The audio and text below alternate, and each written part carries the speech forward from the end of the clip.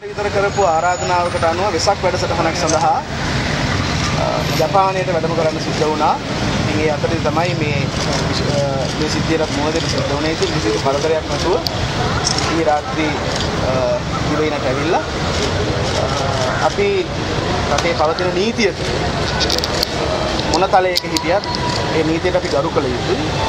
ඒ අනුව වරෙන්තුවක් තියෙනවා කියලා දැනගත්තුවාම අද උදේ පොලිසියට ගිහිල්ලා ඒ අදාළ කටයුතු දීලා පොලිසියත් එක්ක උසාවියට ඇවිල්ලා ඒ වරෙන්තුව අවලංගු කරගන්න තියෙනවා. ඒ උසාවියේ සාධාරණ විශ්ලේෂණ කළා. අපිට තියෙන ප්‍රශ්නේ මෙච්චරයි. දෙරටේ වික්ෂුන් වහන්සේලා වෙන්න පුළුවන්. අනෙක් ඕනෑම තලයක ඉන්න පුද්ගලයෙක් වෙන්න පුළුවන්. මේ රටේ පවතින නීතියට ගරු කළ යුතුයි. නමුත් අද වෙනකොට අපි දන්නවා දකුණේ උතුර දකුණ කියලා ભેදයක් නැතුව යුදවිරුවන් දිනා දුන්නු රටේ දකුණේ ජීවත් වෙන අපට එක නීතියකුත් ඒ නීතිය ක්‍රියාත්මක කරන්න විතරක් නෙවෙයි මේ සියලු මාධ්‍ය ඔක්කොම අවධානයෙන් ඉන්නවා වගේම අපිට පේන උතුරේ නීතිය ක්‍රියාත්මක වෙන්නේ නැහැ. අධිකරණයෙන් නියෝගයක් අරගෙන තියෙද්දී උතුරේ පොටි සමරුම් සිද්ධ කරන්න තහනම් කරලා තියෙද්දී විග්නේශ්වරලට පුළුවන් නම් ඉහිලා පොටි සමරන්න. ඇයි ඒ උදවියට රැහිව අපට මේ ක්‍රියාත්මක වෙන නීතිය ක්‍රියාත්මක නොකරන්නේ කියන ගැන අපි අහන්න ඕනේ. ඒ වගේම ජාතික වස්තුවක් වෙච්ච විල්පත්තුව වනසන විශාත් බදිරුදීන්ට රැහිව ඇයි මේ රටේ නීතිය ක්‍රියාත්මක වෙන්නේ නැත්තේ?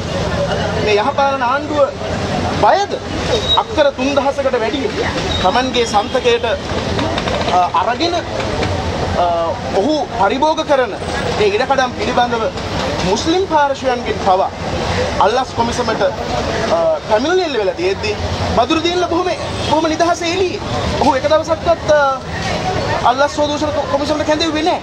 ඒ නිසා අපි බලාපොරොත්තු වෙනවා මේ රටේ හාමුදුරුවෝ හැටියට නීතිය කාටත් සමානව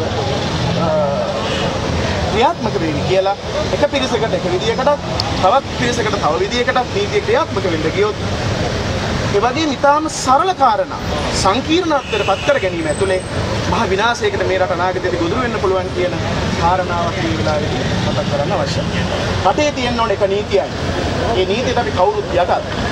අපි අපේ භාවිතාව ඇතුලේ අධිකරණයේ විස නමලා අපි ඒ ගරුත්වය අධිකරණයේ හමුවේ ඉන්නවා.